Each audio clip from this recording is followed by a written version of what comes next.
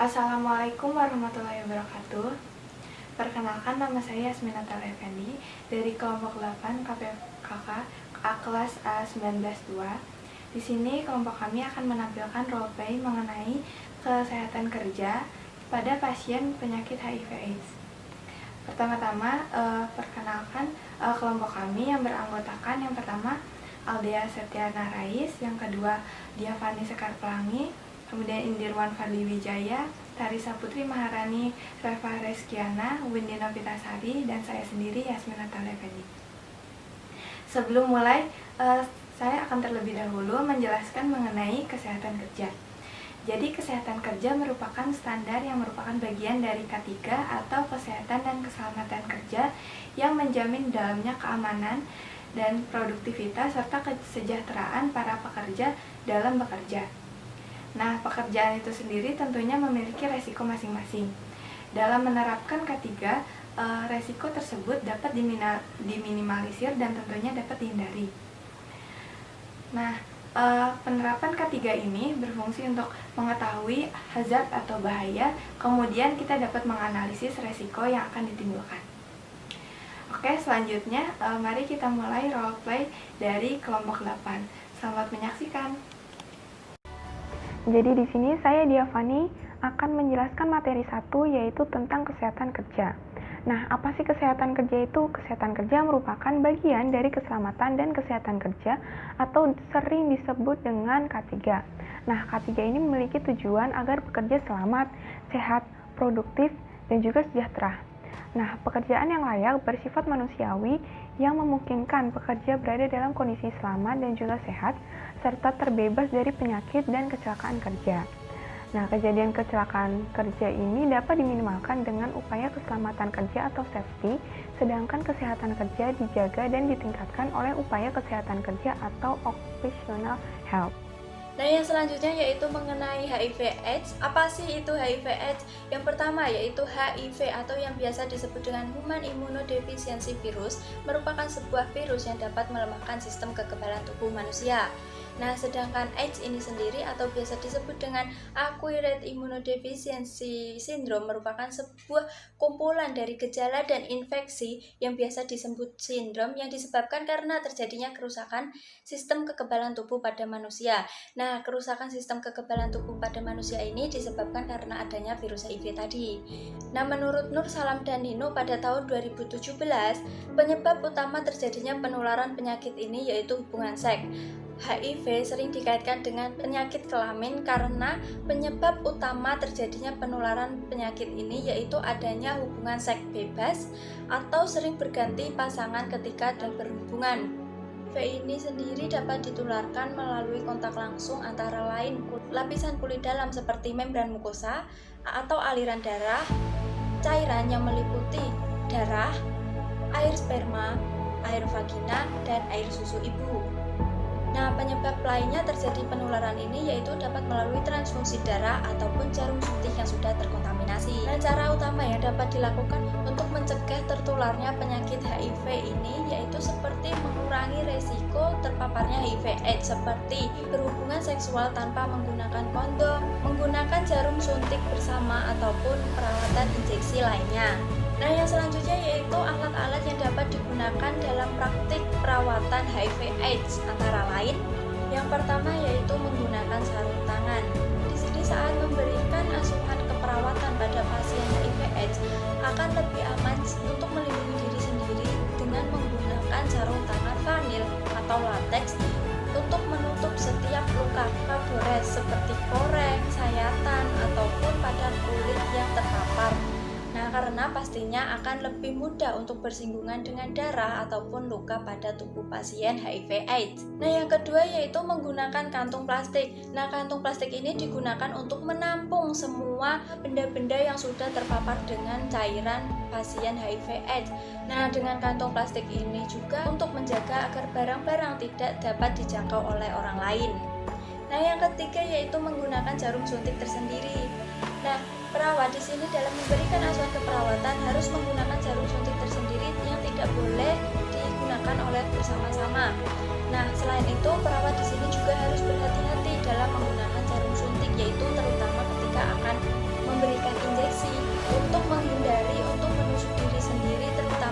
jika ingin memberikan injeksi kepada pasien HIV/AIDS ataupun akan menutup jarum suntik. Nah, yang keempat yaitu menggunakan masker. Menggunakan masker saat memberikan perawatan ini dilakukan untuk mencegah terjadinya kontak langsung antara droplet dari mulut dan mencegah kontak darah atau cairan tubuh pada pasien saat memberikan asuhan keperawatan. Nah, selanjutnya yaitu terkait dengan data kuantitatif terpaparnya perawat terhadap HIV/AIDS. Menurut Sally pada tahun 2014 ini, persentase penularan penyakit HIV/AIDS pada tenaga perawat ini sebanyak 5%. Nah, potensi bahaya yang dapat diterima perawat dalam memberikan asuhan keperawatan kepada pasien yaitu tertusuk jarum infus dan terpapar darah pasien ketika perawat akan memberikan tusukan ke vena, atau juga dapat terjadi ketika perawat menutup jarum menggunakan dua tangan. Resiko pada perawat ini sebanyak 71,9%. Gambaran kasus. Pasien berinisial R datang ke rumah sakit pukul 23.00 waktu Indonesia Barat karena mengalami kecelakaan hingga mengalami luka berdarah di beberapa bagian tubuhnya. Pasien berusia 25 tahun dan berasal dari luar kota, sehingga tidak memiliki keluarga yang mendampingi. Namun ketika diberikan perawatan di UGD, pasien mengalami gejala demam, sakit kepala, dan sakit tenggorokan. Menurut penuturan pasien telah melakukan pengobatan di puskesmas dan dinyatakan mengalami DBD. Setelah berobat, R mengkonsumsi obatnya dengan rutin, tetapi tidak ada perubahan yang signifikan terhadap penyakitnya. Justru malah mengalami peningkatan suhu badan, berat badan yang mulai berkurang, dan mengalami diare, yaitu BAB lebih dari 4 kali dalam 1 hari. Setelah pengkajian di ruang UGD tersebut, tenaga perawat segera mengambil darah untuk dilakukan pemeriksaan darah. Namun, setelah hasil pemeriksaan darah keluar, pasien dinyatakan mengidap HIV atau AIDS. Karena kondisi tersebut cukup parah, maka diputuskan oleh dokter bahwa pasien R harus menjalani perawatan di rumah sakit hingga kondisi pasien menjadi lebih baik.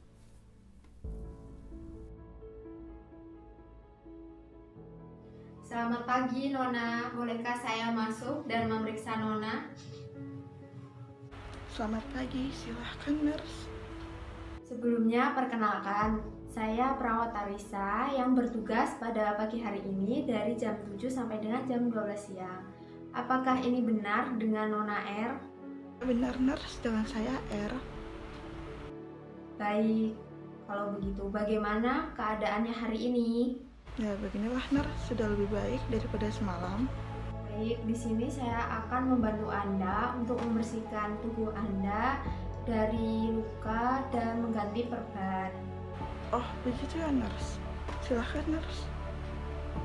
Nah, sekarang tubuh Nona sudah saya bersihkan. Selanjutnya, saya akan membersihkan luka Nona dengan mengganti perbannya ya Nona. Terima kasih nurse. Baik Nona, permisi ya.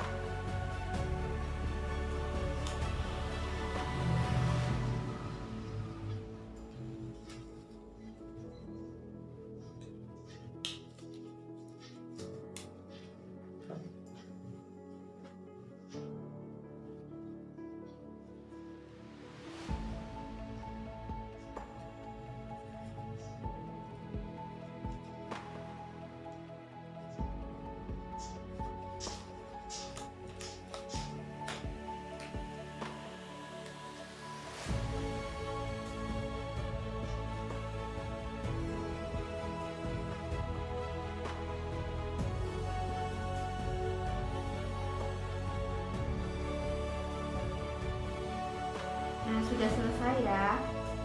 Apakah ada yang dibutuhkan oleh Nona sebelum saya pergi ke ruangan lain untuk memeriksa pasien selanjutnya? Saat ini belum ada, nurse. Mungkin jika nanti saya membutuhkan Anda, saya akan memanggil Anda. Terima kasih sekali lagi, nurse. Tidak masalah, Nona. Ini tadi sudah. Perawat meninggalkan kamar pasien, segera mencopot handskun dan masker, kemudian dikumpulkan dengan perban, kain, kasa, bekas pembalut luka pasien R. Semua limbah tersebut sudah dijadikan satu, tetapi perawat tersebut lupa untuk membuang limbah ke tempat yang benar. Hingga terdapat kepala ruang yang menanyakan apakah perawat sudah mencuci tangan setelah melakukan tindakan keperawatan dan apakah limbah yang digunakan untuk memberikan perawatan pada pasien HIV atau AIDS sudah dibuang pada tempatnya. Nurse, apakah Anda tadi sudah memberikan perawatan kepada Nona L? Iya, nurse. Sudah, nurse. Sekitar 10 menit yang lalu saya sudah menggantikan perban dan membersihkan diri pada pasien R. Lalu apakah Nurse sudah mencuci tangan setelah melakukan perawatan kepada Nona R? Sudah, nurse. Oh baik, kalau begitu. Lalu apakah semua peralatan yang Nurse pakai tadi sudah diletakkan di tempat yang benar? Tadi saya melihat banyak limbah perban, handskun, dan kain kasa bertumpuk belum dibuang. Sudah, nurse. Saya tadi sudah membuang limbahnya dan menumpuknya jadi satu. Kemudian saya sepertinya lupa karena terburu-buru akan melakukan cuci tangan. Sebaiknya, setelah melakukan tindakan, limbah tersebut dikumpulkan menjadi satu, dimasukkan ke dalam wadah yang aman dan dibuang ke tempat yang benar. Meskipun terburu-buru, sebaiknya itu perlu diperhatikan karena limbah tersebut dapat menularkan penyakit kepada orang yang sehat. Orang-orang di rumah sakit ini banyak, bisa saja limbah tersebut menularkan penyakit kepada pasien yang sehat. Baik, nurse. Lain kali saya akan lebih hati-hati dalam mengelola limbah tersebut. Dan saya sekarang akan membuang limbah tersebut ke tempat yang benar, nurse.